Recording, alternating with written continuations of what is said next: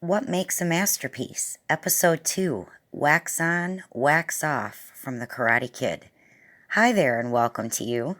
This is another one for the advanced truth seeker where we're going to build upon things that we've already learned from our previous videos. So you can check out the playlist to help you get caught up if this is your first time here. In this piece, we're going to take a look at a very famous scene in the original film The Karate Kid, released in 1984, and see why it's a masterpiece that has been hidden in plain sight in this film. If you haven't already seen this film, I do recommend that you watch it, but if you're like the millions of people who already have, then you may at least want to rewatch the scene that most call the wax on, wax off scene. And I'm going to include a link for that down in the description because it's this famous scene that we're going to decode and show you its real message that up until now, no one else has.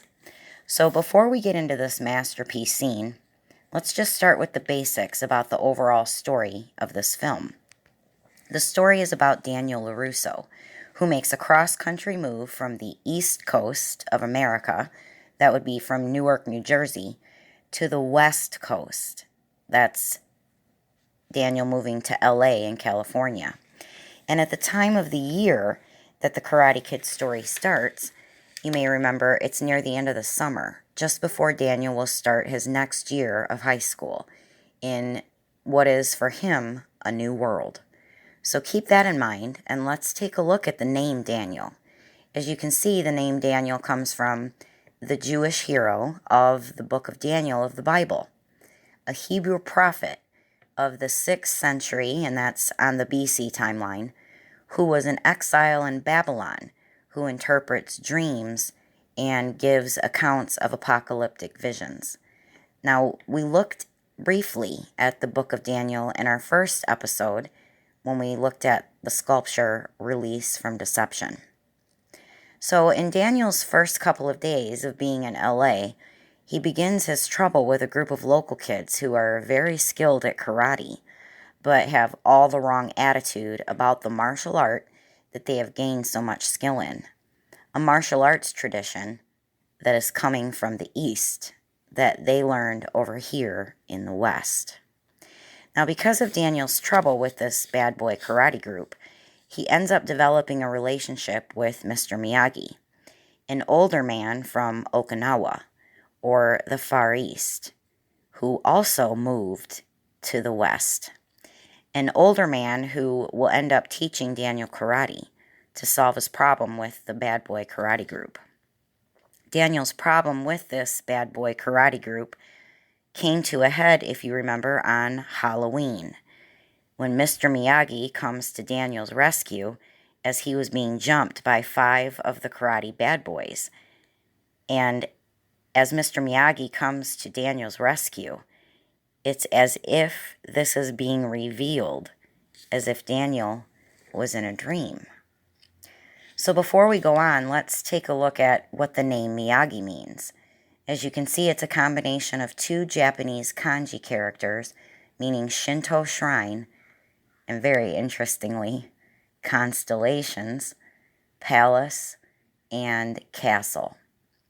So Miyagi means a constellation's castle, huh?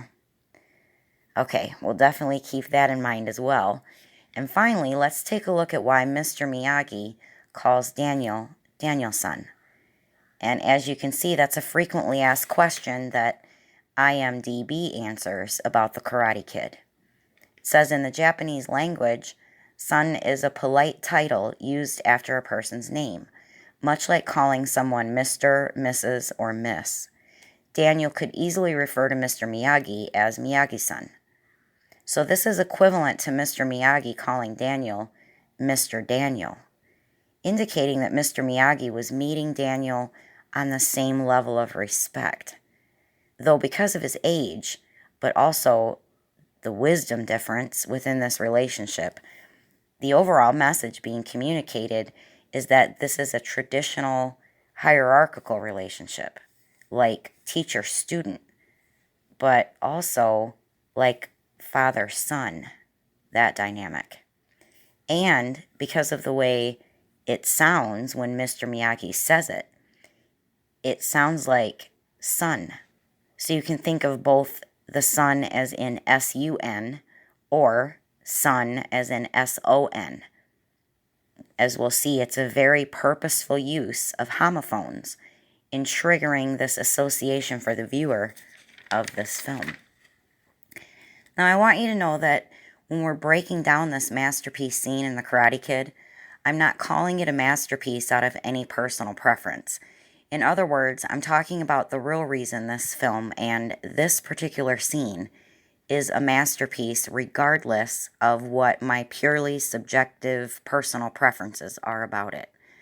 But I do think it's important for you to know that even after making the enormous discoveries that we did about what the entire entertainment industry, every famous person, what they're really doing in it, I still acknowledge, like many others who are a part of my generation, that this movie, The Karate Kid, was one of my very favorite movies when I was a kid, and I've watched it many, many times. And it's because, for me, I think this character, Mr. Miyagi, was one of the best characters I've ever seen in any film. So you could say that Mr. Miyagi is a masterpiece character for that reason, right, as a matter of my own personal preference.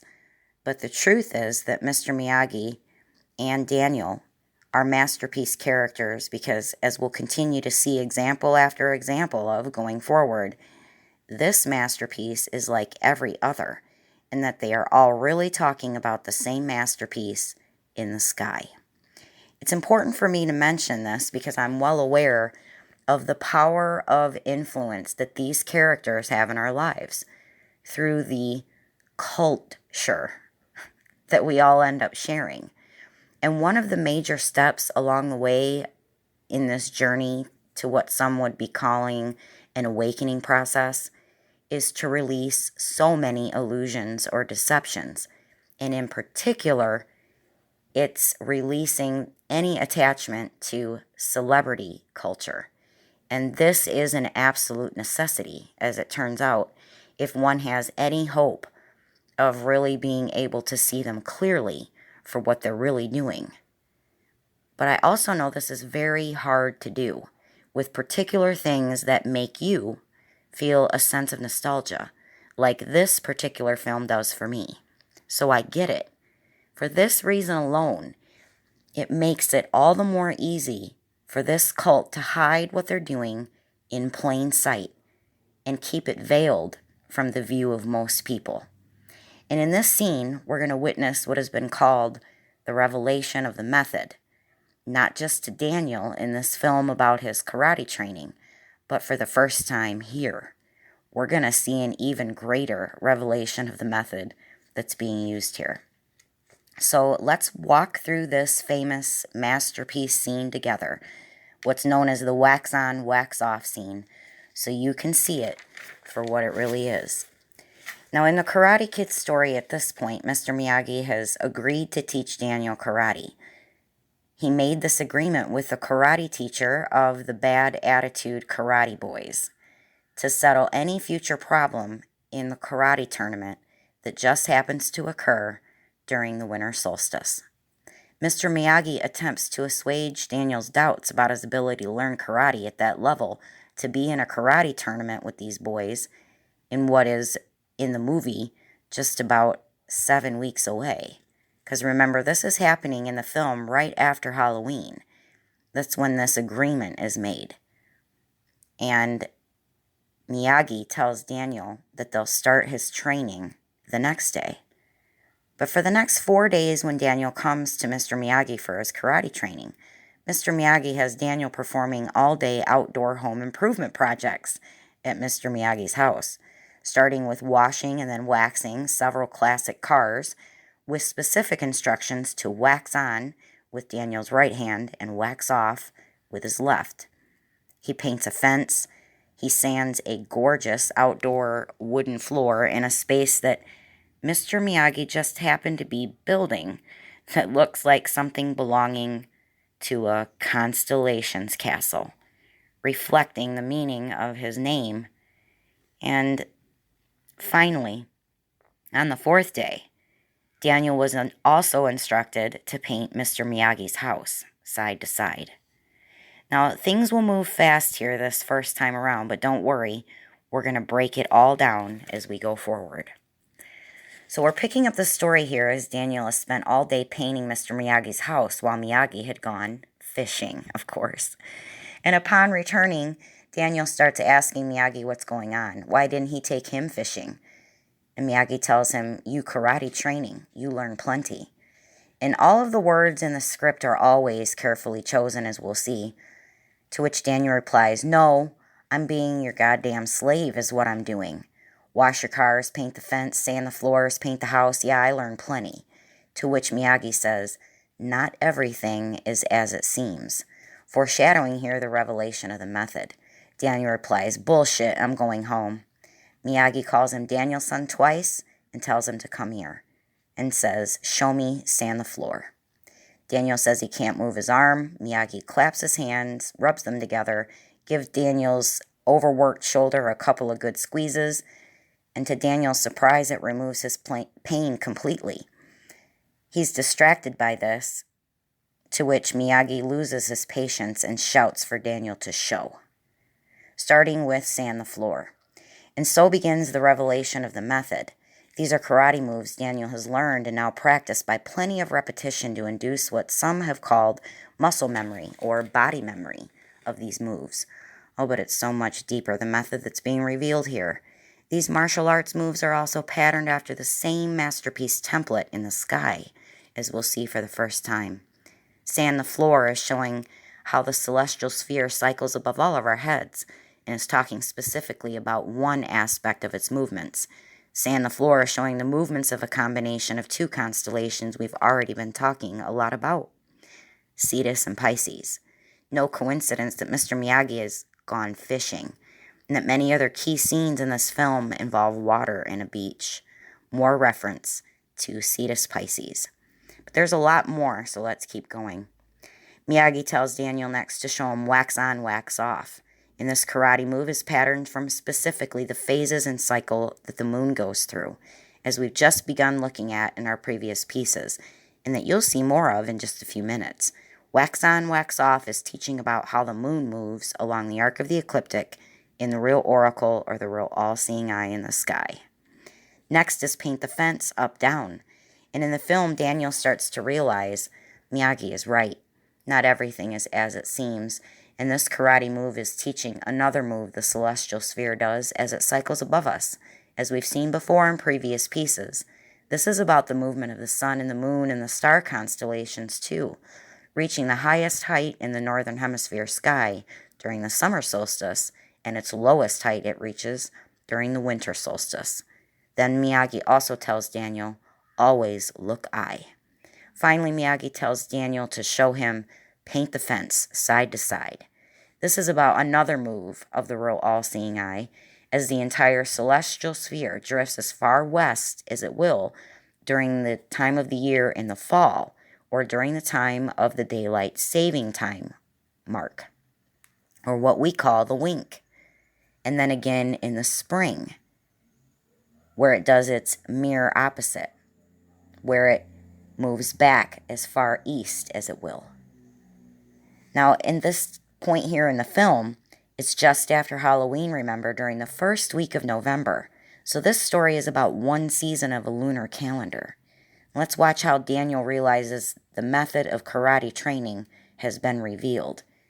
And then we'll pull this all together to make this revelation of the method masterpiece story revealed for what it is. Always look eye. So we're going to start with an image of what's happening in the sky story in that special area of the sky we call the real oracle or the real all-seeing eye. Always look eye is about this eye. And we're choosing to look here from the perspective of someone on the ground in the northern hemisphere looking up at it. During the hour of sunset on what will be in the year 2023, what will be celebrated in the Far East as the Chinese New Year or the Lunar New Year. Now, this is a fluctuating date on the calendar year to year, And as you can see, the explanation given about the start of the Lunar New Year, here it says it's the new moon. The date of the Chinese New Year is determined by the lunar calendar. The holiday falls on the second new moon after the winter solstice on December 21st. Each year, the New Year in China falls on a different date than on the Gregorian calendar. The dates usually range between January 21st and February 20th. And I've checked quite a few other sources on this, and they all say something similar to what we're looking at here from the Lamb Museum of Anthropology. But I couldn't find anything about what we're going to show you next year, and that's because they either don't have this knowledge or they are in this small cult of people who do, which would be why they can't show it and teach it to you this way, to people like me or you. And that's because this is not how the cult's revelation of the method works, but we are not bound or slaves to those rules, which is why we can reveal, really, how the revelation of the method works from the perspective of someone outside of any cult, yet can still see clearly what it is. So we've already learned in previous pieces that the new moon is invisible because that's the phase of the moon that is traveling with the sun during the daytime hours, and the sun's bright light in close proximity to the moon during this part of the moon's journey around the arc of the ecliptic is what makes the moon unable to be seen. In other words, the new moon phase is occulted by the light of the sun. We also learned in another piece, and again, check the playlists on our channel to catch up on this if you need to, that the next phase of the moon that is visible again is the waxing crescent moon. The waxing crescent will always be found just above the western horizon and just for a thumbnail amount of the night, just after sunset. And this is called a waxing crescent because the moon is at this part of its journey on its way to begin waxing back toward fullness. Our moon is observed going through its cyclical phases where it's said that it waxes towards full and wanes towards new. And as you can see from this image of the Chinese New Year, or the Lunar New Year at sunset in the year 2023, you can see the faintest hint of that waxing crescent moon over the western horizon. And it's also lit up on the same westward facing side of the moon, following the sunset to its own moonset, also in the west. Now we'll get more into this in just a minute, but first take note of something else that no one else will show you about how the start of this lunar calendar is determined. It's not just about the moon, but the star constellations too. And the stars of the Karate Kid show, being played out by the characters of Mr. Miyagi and Daniel in the film, are Cetus Pisces again. And look at who's sitting center stage in the real all-seeing eye in the sky, right at that special cross of the north-south meridian line in the arc of the ecliptic. When the light of the sun goes down, these are the first stars to be seen at the start of the lunar calendar. It's Cetus and Pisces. And remember, as we've already seen many times before, many of our ancient ancestors looked up at this same constellation combination and saw a bird, but also many saw what could be described as a heavenly child in Cetus, with Pisces being the wings.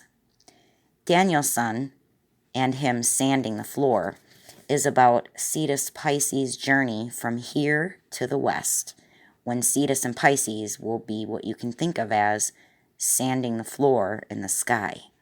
And again, with the other hand, when Cetus Pisces is coming back up from below the eastern horizon again, as the night begins at Halloween, going into the first week of November, exactly at the time that we're looking at here in the Karate Kid. Now, when looking at the shape and the position of the combination of Cetus and Pisces, can you see why it was Daniel on his knees sanding the floor?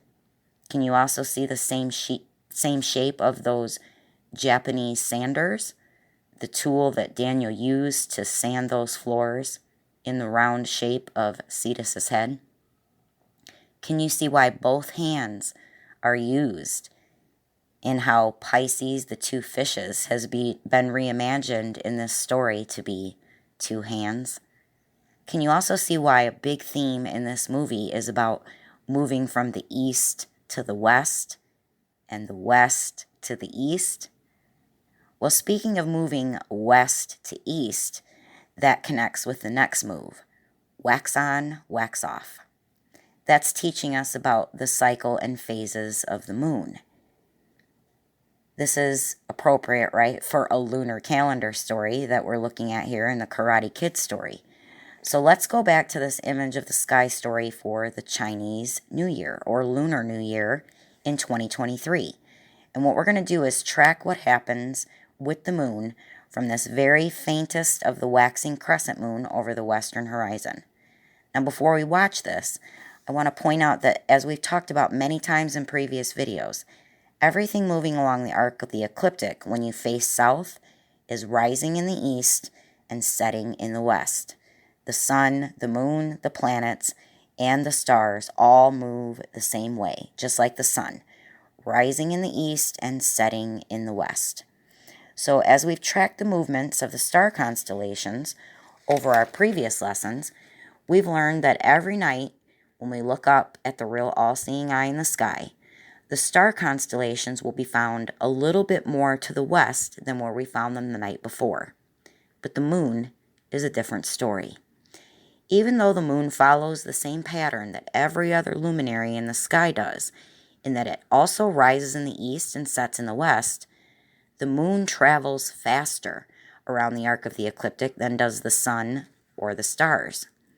And because the moon is faster in its travels than the sun and the stars, when you're tracking the moon's position in the sky night over night against the background of star constellations, it will appear more eastward than it was the night before.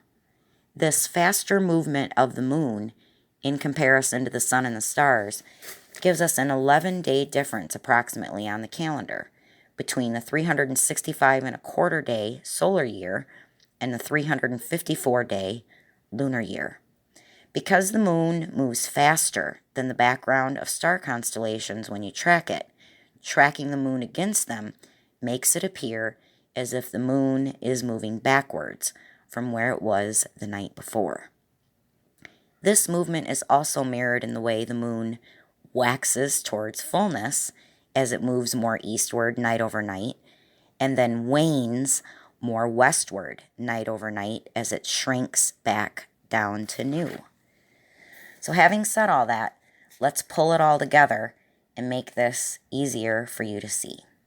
On the right-hand side of the screen, you're going to watch the position of the moon as we move night over night, starting at the Chinese New Year in 2023 at the hour of sunset. And on the left-hand side of the screen, you can see where it says phase, and it's talking about the moon that's highlighted here. Now you can watch that too increase as the moon is moving. So let's watch the moon wax on right hand and end up full above the eastern horizon and then sink below the eastern horizon. And now we'll continue tracking the moon on its travels and watch it shrink back down again as it wanes to new or waxes off. So let's watch left hand wax off and end up as the faintest waxing crescent over the western horizon again to wax on. And look where it ends up after making its circle, right at the feet of Cetus and Pisces. Wax on, wax off. Paint the Fence is next, and is teaching us about something that we've learned about before in previous lessons, the solstices. During noon on the summer solstice, as you can see, the sun during the noon hour has reached its highest height that it will reach in the sky all year. But you can see it's not just the sun. Look at how high the arc of the ecliptic is from the horizon of the Earth. And look at how that compares to the winter solstice. The sun and the arc of the ecliptic are at the lowest height from the Earth's horizon that it will reach all year. This up and down move the celestial sphere does is paint the fence, up down. That leaves us with paint the house side to side. These are images of what's happening in the real all-seeing eye. The top image at noon during mid-March, the bottom at noon during the first week of November. The same time that corresponds to the daylight saving time marks in the spring and in the fall in the northern hemisphere.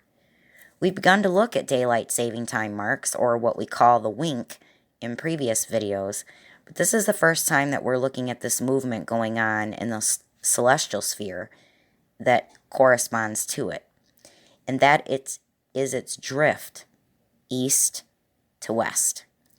Now, during the second week in March, that's the spring in the northern hemisphere. That's when we turn our clocks ahead 1 hour at the daylight savings time mark if you live in an area that observes it. But it's also the time of year that the real oracle, or the real all-seeing eye in the sky, is as far east as it will be all year before drifting back to the west. And as you can see by these images looking at the arc of the ecliptic, it reaches its westernmost limit during the first week of November. Also, that's when we turn our clocks back in the fall. Another daylight saving time mark, or another wink.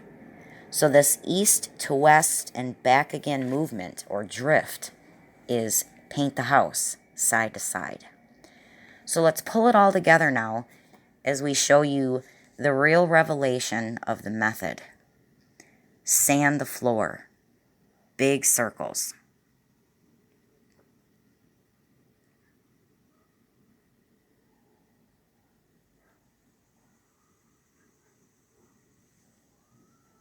Wax on right hand, wax off left hand.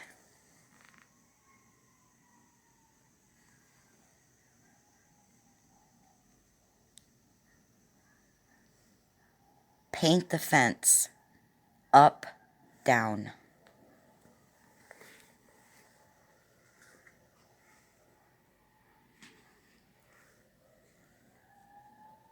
Paint the house, side to side.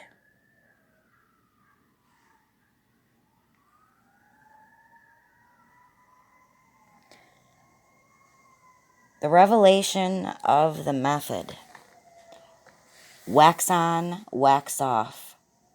The moon. Paint the fence, the solstices. Paint the house, daylight saving time marks, or also corresponding to the east to west and back again drift.